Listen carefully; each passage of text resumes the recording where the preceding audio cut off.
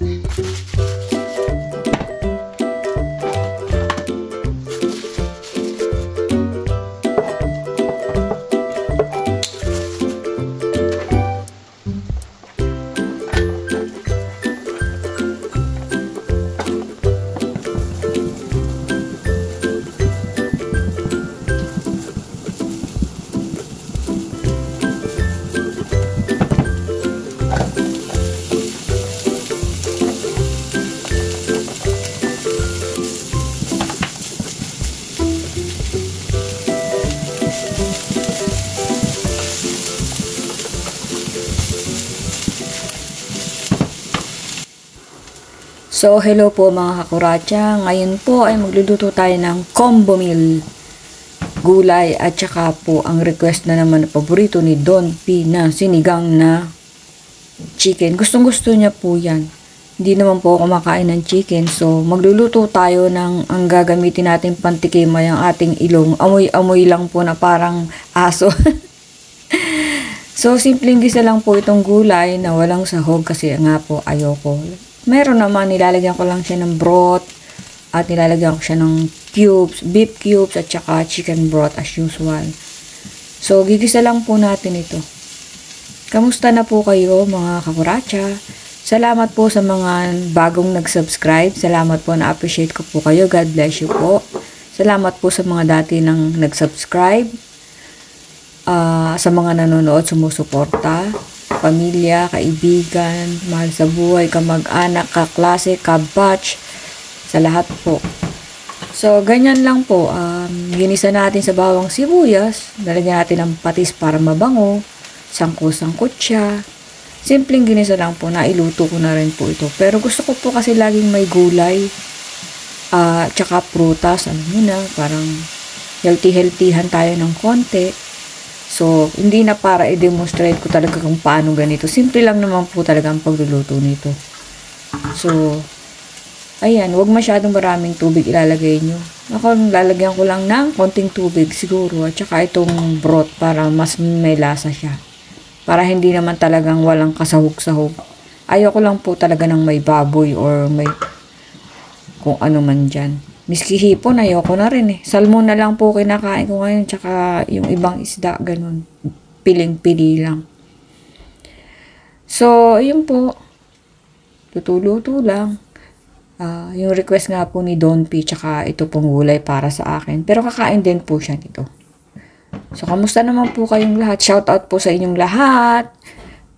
Shout out Angie, Malini, Ate Alice, Boyet, Ate Melia. Si Kurachichay, shout out sa iyo. Amber, Jazz, JR, Casey, Sisi, Lance, Marian, BJ, Chen, Bugoy, Dylan. And shout out sa bago naming sa baby naming lalabas. Lalabas pa lang. So, lalagyan po din natin ng, meron ako ditong bell pepper.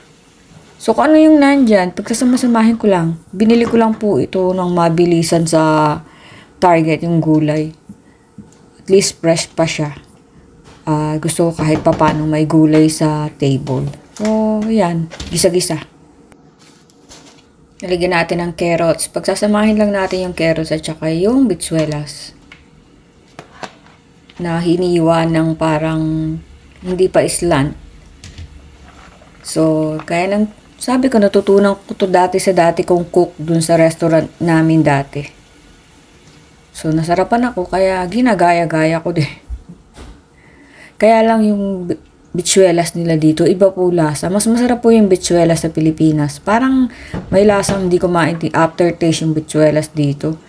Kasi gusto ko sa bitsuelas yung medyo malutong-lutong. Lagyan na natin yung carrots. Hindi ko alam kung yung may aftertaste yung carrots o yung gulay nila. Pero yung magluluto ako nito, parang iba yung lasa. Okay na rin po. Masarap din. Hindi lang kasing sarap ng gulay sa Pilipinas. Ewan ko ba kung bakit ganun.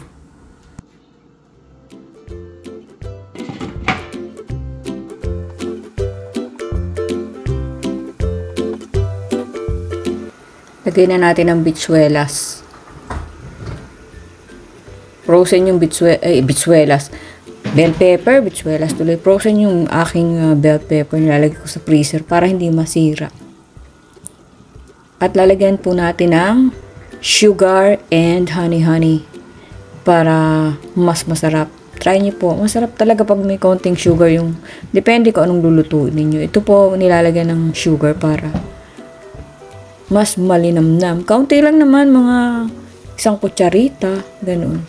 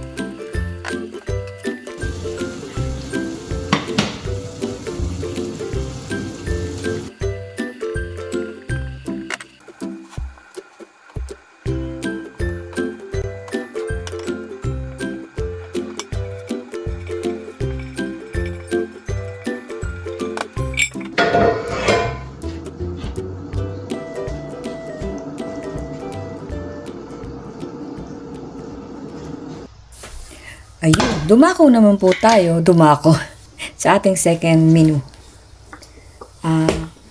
Request po ni Don P. Favorite niya, sinigang na manok. Palambutin muna po natin kasi frozen.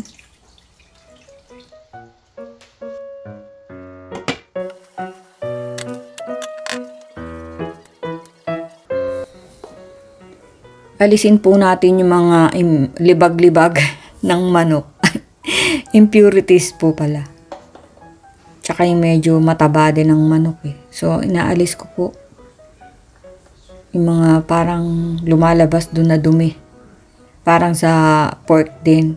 Alam nyo, medyo natatakot akong magluto ng ganito, lalo na pag mag-isa ako. Kasi nga po, parang naiisip ko dati gumagalaw to. Weird di po ba? Simula po nung di naman ako kumain ng manok eh. Ayoko talaga ng manok. Nadidiri po ako. Pero pinagluluto ko si Don P. Pasintabi po.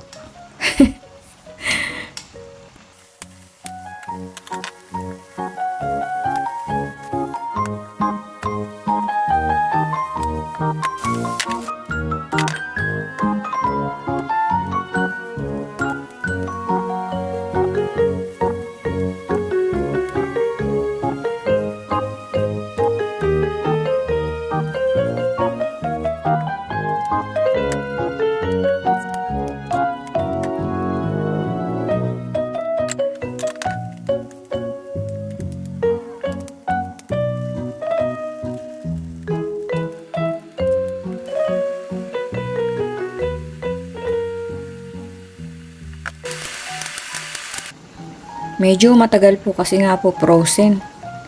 Sayang din sa kuryente. Nakakalimutan ko ibaba. Kasi hindi ko alam kung magluluto ako. Depende po kasi sa mood ko. So, babawasan natin ng sabaw. Lalagay muna natin sa gilid. Mamaya isasama din natin to. Kasi para matuyuan na at masangkot siya ko na. Kailangan po igisa natin to para po hindi malansa. Yung kapatid ko nagluto, ang ginawa niya parang nilaga niya lang. So, hindi daw po masarap malansa. So, ganito po gawin ninyo para hindi malansa kahit sa tinola, kahit sa sinigang.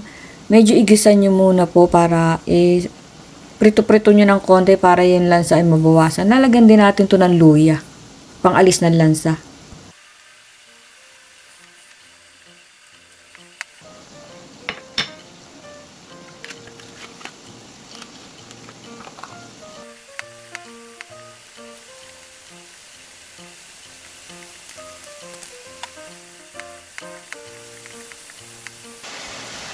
Lagyan po natin ng konting butter para medyo malinamnam siya. Dagdag din sa flavor.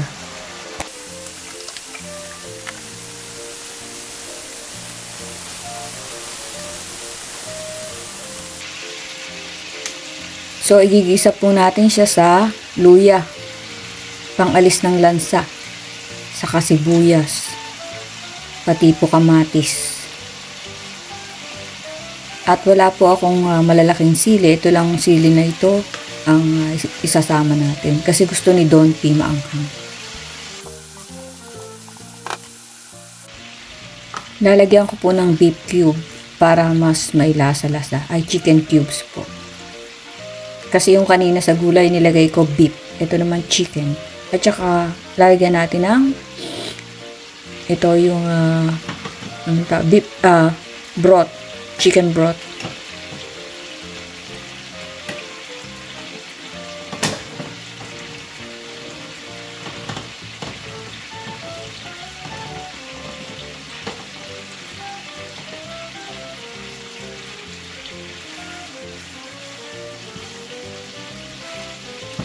Lagay na po natin ng kamatis at saka ang nagtira po ako ng konti para pagka may sabaw na isasama natin para medyo maganda-ganda yung kulay. So, yung kalahati, igigisa ko. Pati sa sibuyas po, yung iba sinangkutsa ko. Yung iba naman na ipipress na ilalagay pag may sabaw na para maganda-ganda. May ganon, presentation, tsak-tsak-chenes. Tsaka sa lasa, iba rin po yun. Iba yung piniritong sibuyas at iba rin yung parang nilaga mo lang siya. So, kalahati lang ng sibuyas ang sinama ko at kalahati ng kamatis. Pero yung luya, sinama ko na kanina lahat.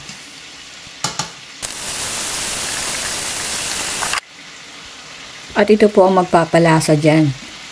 Sangkot siya natin sa habang ginigisa natin yung patis at mampabango din po yung patis.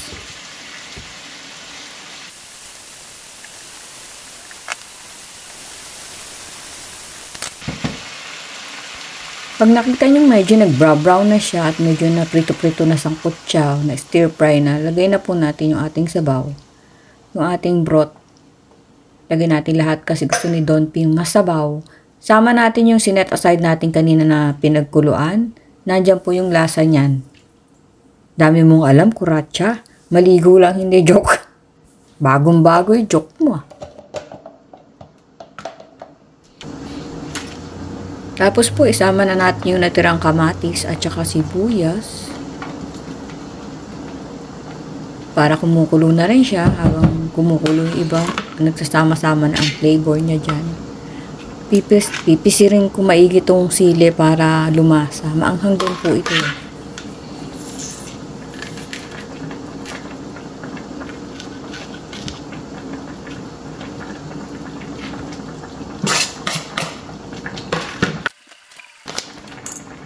Lagyan na rin natin ng pang-asin para sama-sama na siya dyan kumulo at lumasa.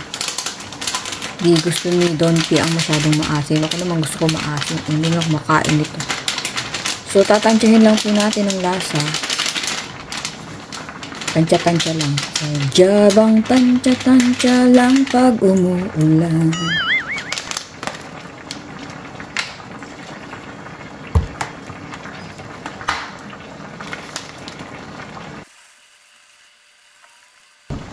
Ito na po ang critical na part, tikiman. Ops, hindi ko po tinikman. Inamoy ko lang. Ops, amoyin ulit. Medyo okay naman. Hindi ko po kayang tikman. Amoy-amoy lang po ang kaya ko.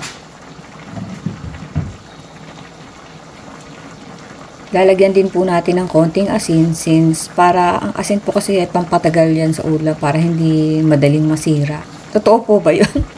O paniniwala ko lang. Basta lagyan natin ng asin para din po dagdag sa patis. Kung meron kayong chopped onion, dagdagan nyo rin. Dagdag flavor din yan. At lasama nyo na yung inyong mga libag-libag dyan. Joke. At dahil natutunan na nating maglagay ng lettuce sa ating mga lutuin, ay lalagay po natin. At masarap po pala. Malutong. At masarap. Parang pechay na malutong. Mas masarap pa. Lagyan natin yan para medyo masustansya. O masustansya talaga kasi ang lettuce masustansya naman yan. O diba? Punong-puno. Lakas natin ang ating kalan para mabilis. Isang kuluan lang to para hindi malustay. Malustay. Ano ba tawag doon? Para hindi lumambot yung ating pechay. Para malutong pa rin. Isang kuluan lang.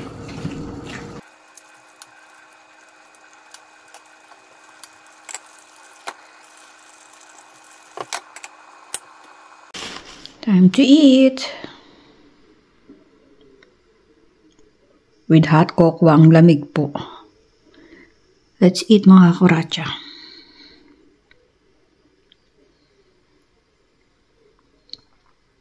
Get that right here from the Santa Fe County Sheriff. Kain na po mga kuratsa. Kain na naman. Siyempre, pagod, gutom. Magkilo ko sa masid ka doon.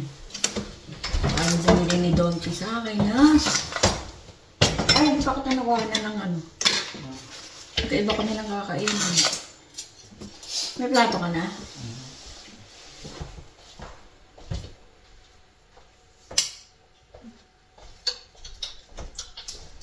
Nahin nyo sa kanya kung anong lasa ng niluto ko na walang tikiman. Amoy-amoy lang.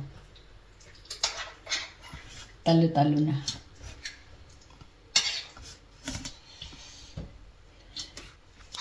Pinakuha muna.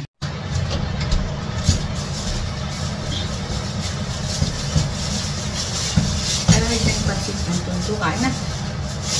Maugusto kaya ito. Dalawa.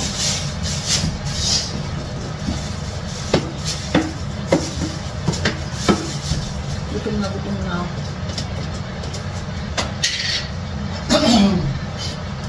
Kanina, ang ginaw sa labas ng ano. Tagal kami bago pinambuksan. Nangangaratog. Sabi ko, baka magkasakit ako nito. Sobrang lamig.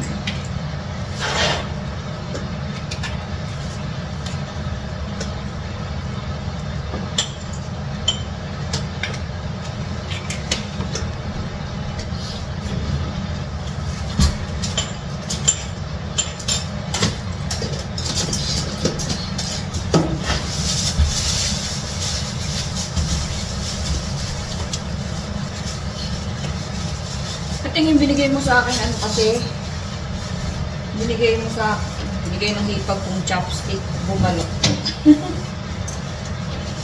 Ito galing ko po yun. Yun na po.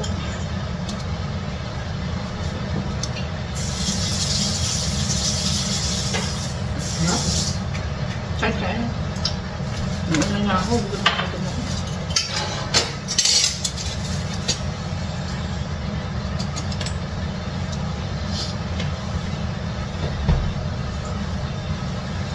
Ano ba yung maamoy? Sinigang o ano? May sinigang tsaka kimchi ulam niya. Maasim pareho.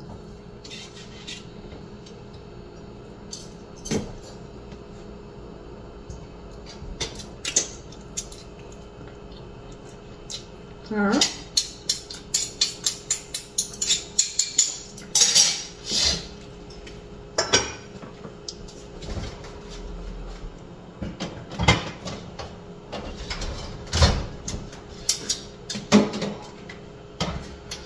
ko na nahalo sa sobrang gutom.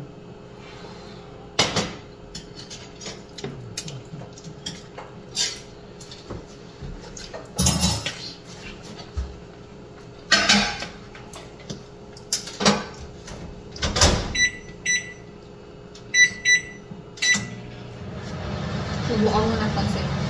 Sige. So, ayan po yung niluto kong sa kanya na inamoy-amoy ko lang.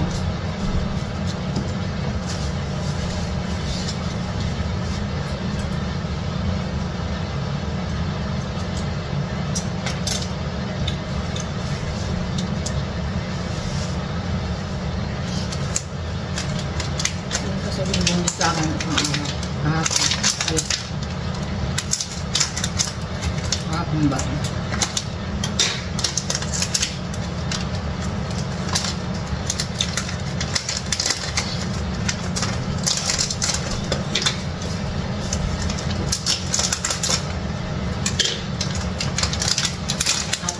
Manat ng mamong tostado. Ay, ka.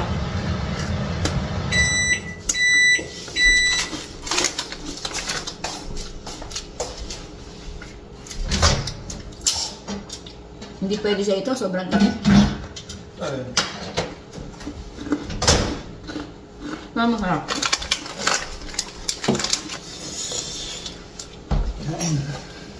Sisintensyahan niya po.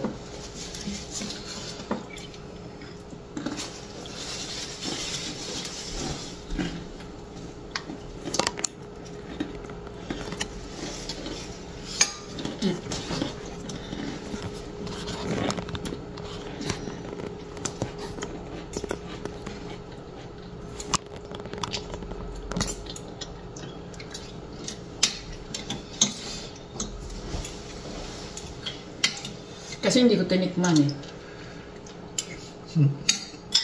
Napasok. Ano ang lasa? Sarap. Jarap daw, jarap. Walang tikim-tikim yan. Hindi matabang. Sarap. Kita niyo yun? Namuy ko lang yan. Umuy-umuy lang para aso.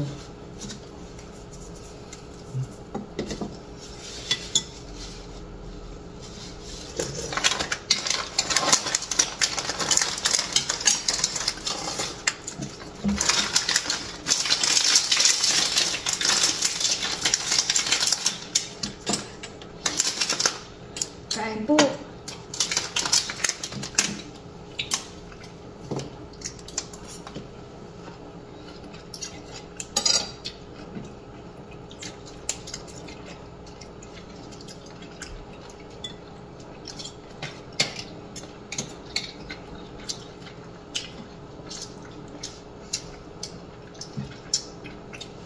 Abay na.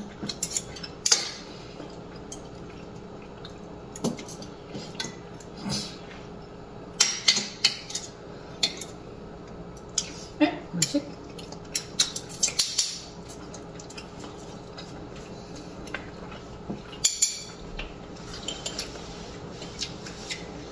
Busy si Don P. Gusto ba ng coke?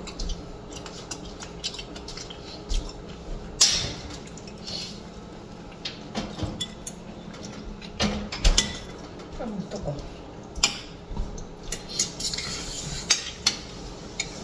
Pain free.